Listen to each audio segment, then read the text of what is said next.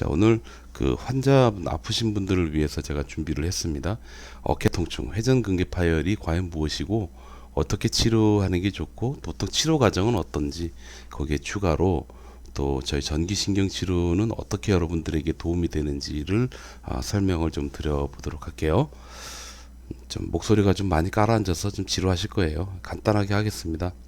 자, 회전근개 파열 어깨 통증 원인은 뭐가 있을까 한번 가보죠.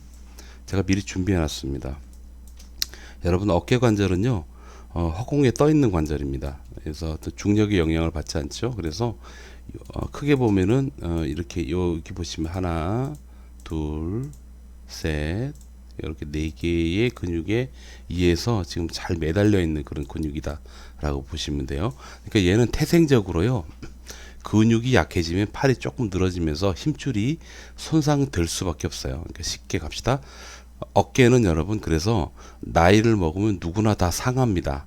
그리고 검사를 뭐 50대 이후에서 해보면요 누구나 다 힘줄 파열이 생깁니다. 근데 그걸 기본으로 깔고 한번 들어가 볼게요. 여기 보시면 요 근육 있죠. 앞에 있는 근육. 이게 이제 보통 그 전문의들께서 보는 게 뭐냐면 오십견 때문에 오십견이 오면 팔이 굳는단 말이에요.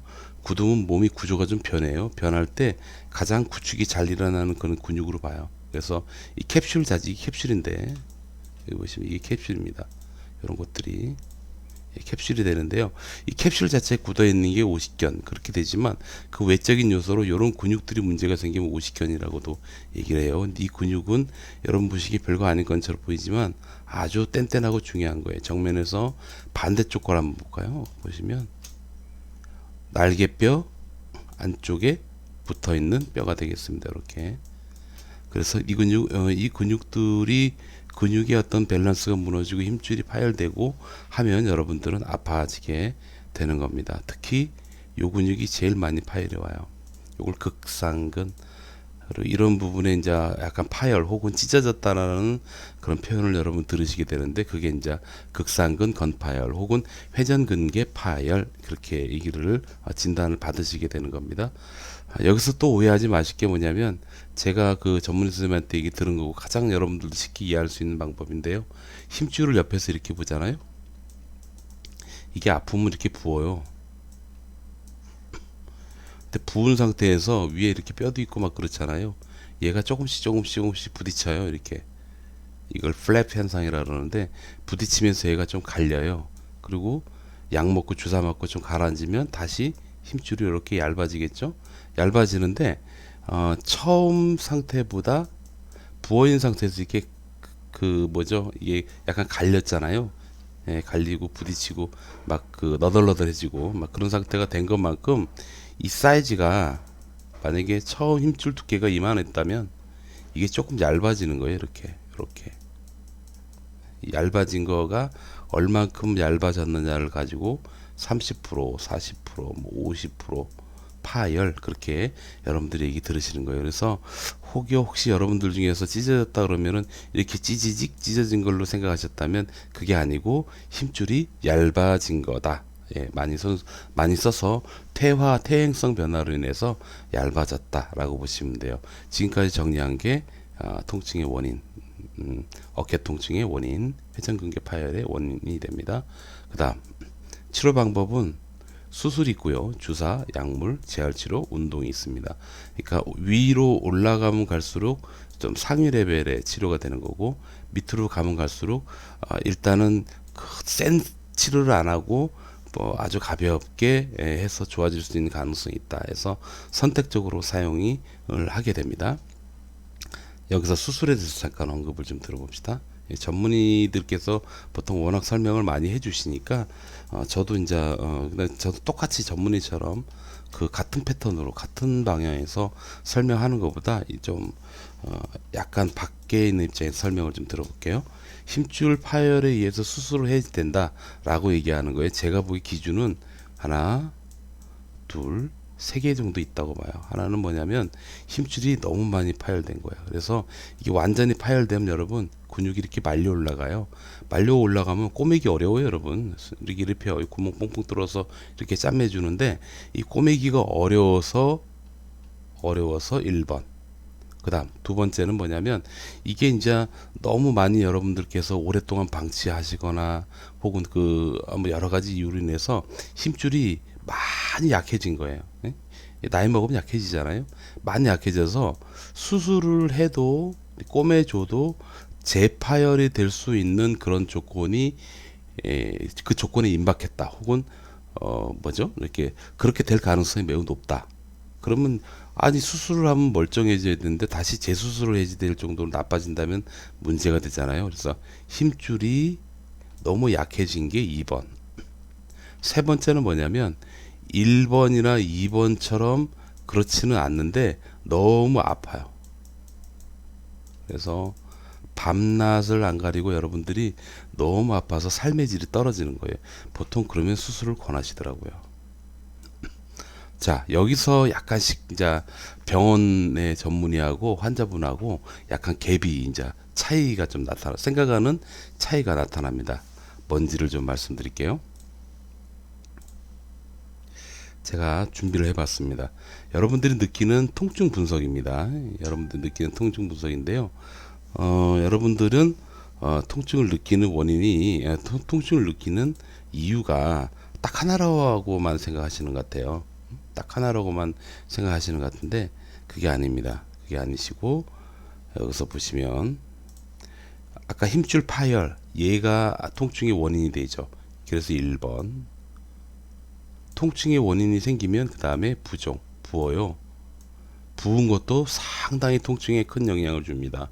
그러니까 여러분들이 아프다고 느끼는 거에 원인은요 이렇게 부어서 아픈 것도 있다라는 걸 생각하시면 돼요.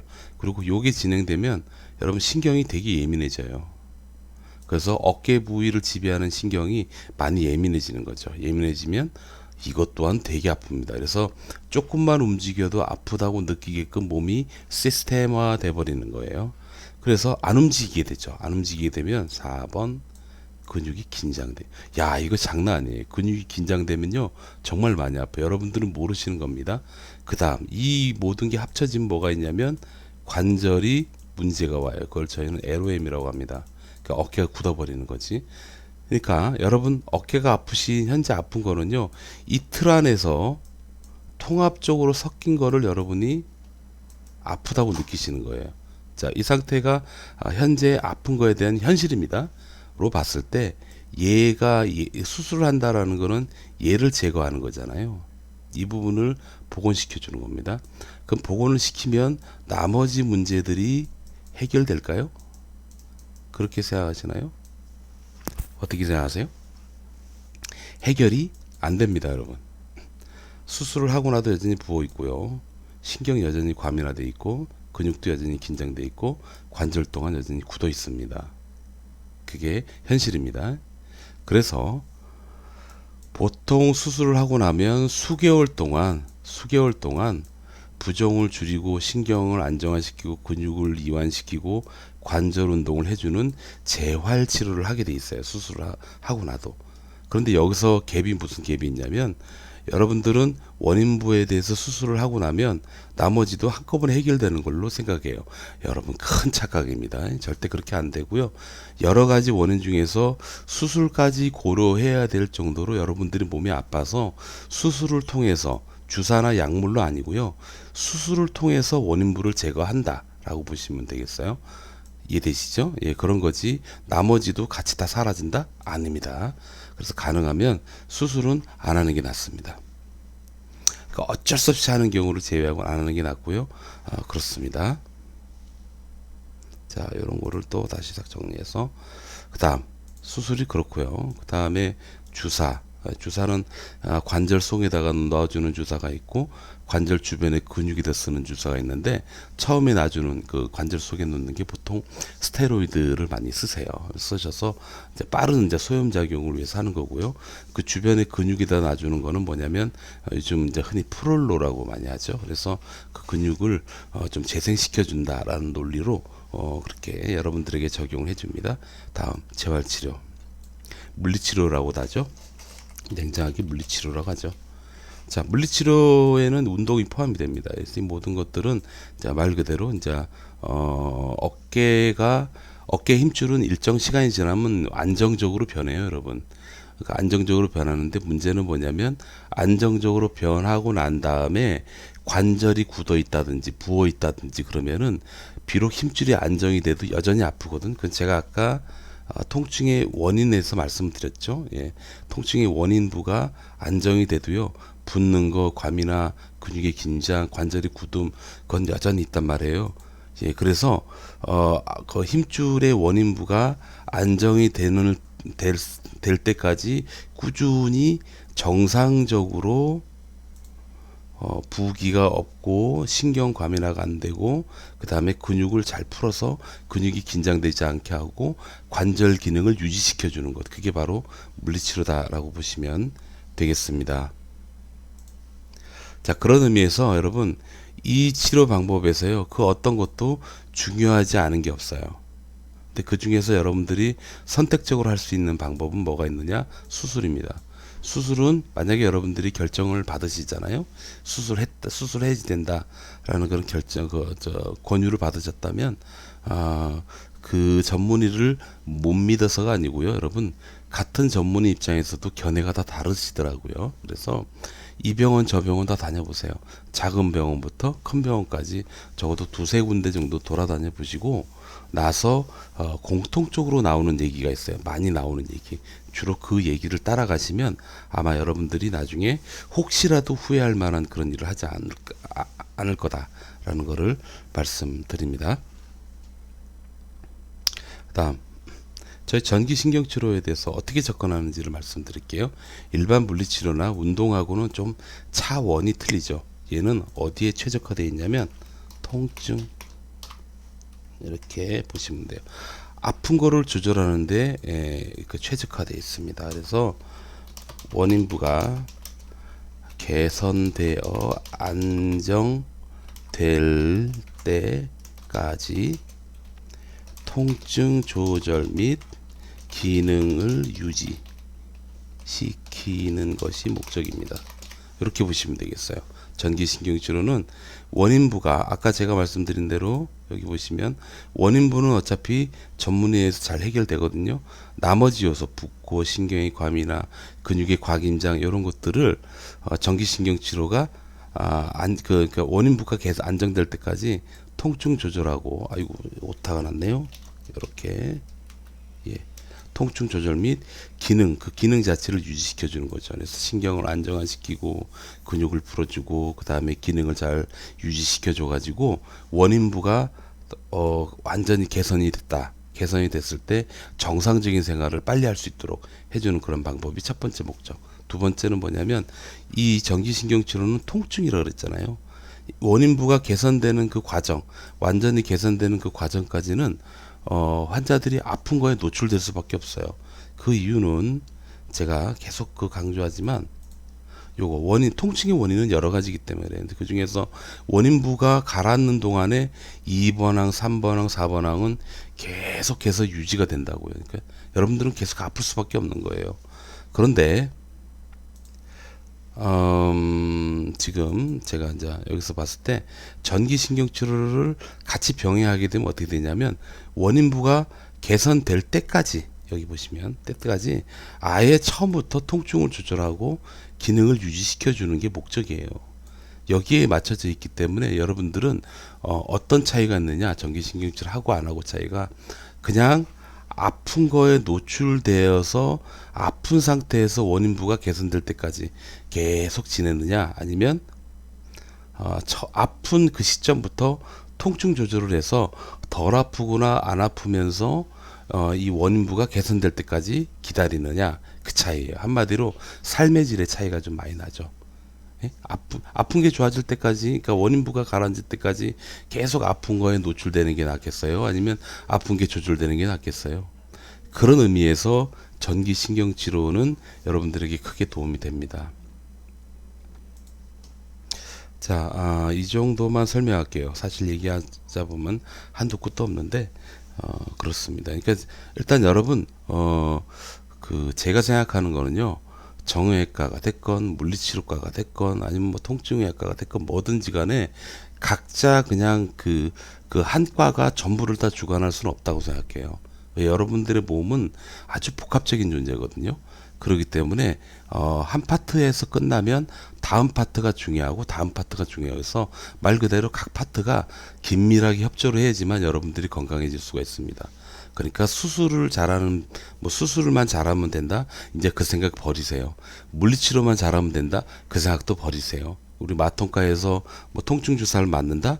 맞아서 그걸로 좋아진다. 그것도 버리세요. 오시는 환자분들 보면 어깨가 아파서 마취통증의학과 가가지고 주사 한 방 맞으면 처음에는 한동안 좋았는데 나중에 맞아도 효과가 없다 그러는데 그게 잘못된 선택이라는 거예요. 제가 얘기하는 건 모든 건 통합적으로 같이 진행이 돼야 됩니다. 근데 그런 의미에서 가장 중요한 건 뭐냐면 여러분들이 앞으로 생각하실 게 이 원인부가 가라앉기 위해서 여러분들은 열심히 전문의가 뭐 수술이 됐건 주사가 됐건 처치하는 거에 적극적으로 따라주시되 와 함께 동시에 부종을 줄이고 신경의 과민화를 안정화시키고 근육의 과긴장을 풀고 관절 기능을 유지시켜주는 치료를 동시에 같이 해주셔야 됩니다.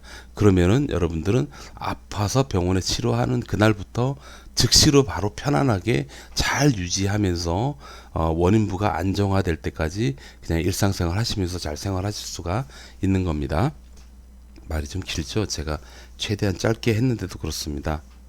여러분들한테 제가 전기신경치료에 대한 간단한 하이라이트 영상이 있는데요.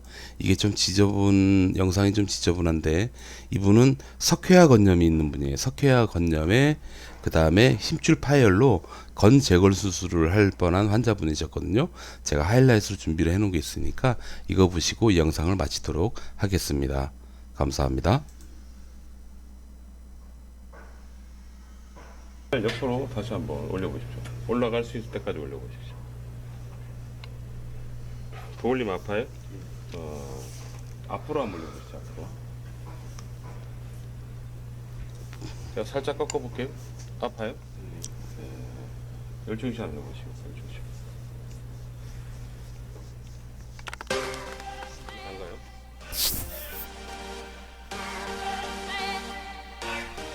자, 선생님 옆으로 한번 올려보십시오. 아까처럼.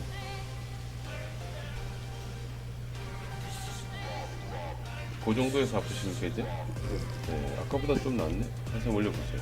아까는 이 정도에서 아팠는데 더 올려보세요. 이 정도에서 아파요?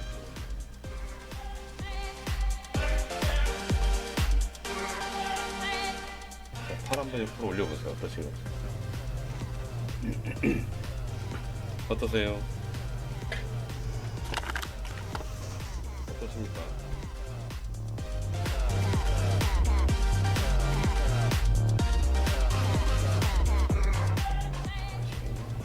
다시 한번 해보세요. 좀 더 올라가면 아플까요? 가보세요. 괜찮으니까. 쭉 한번 가보세요. 어떠십니까?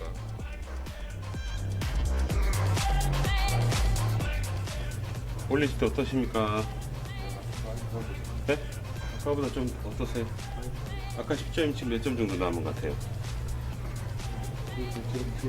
많이 가라앉았죠? 네.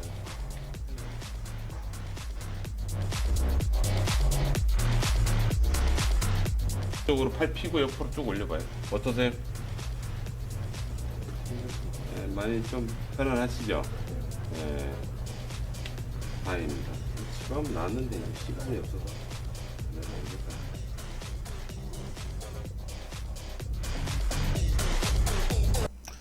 자, 여러분 어깨가 너무 아파서 많은 고민을 하고 계신다면 일단 아픈 거 먼저 조절해 보십시오. 아픈 거 먼저 조절해 보시고 그리고 전문의하고 잘 상의하시면 나중에 후회하지 않는 그런 상태가 되실 거다라는 거를 말씀드립니다. 여러분 감사합니다. 고맙습니다.